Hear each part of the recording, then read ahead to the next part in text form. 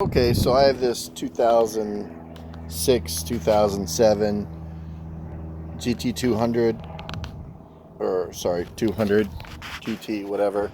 It's got 5,000 something miles on it, or 15,000 something miles. Completely, almost empty coolant, and when I start it, it makes this sound.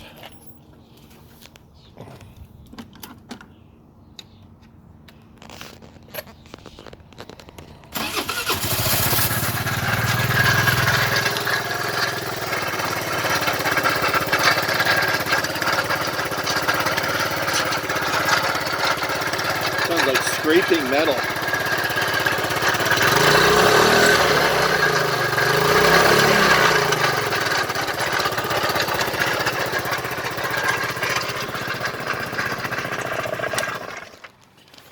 So, anyone have any ideas?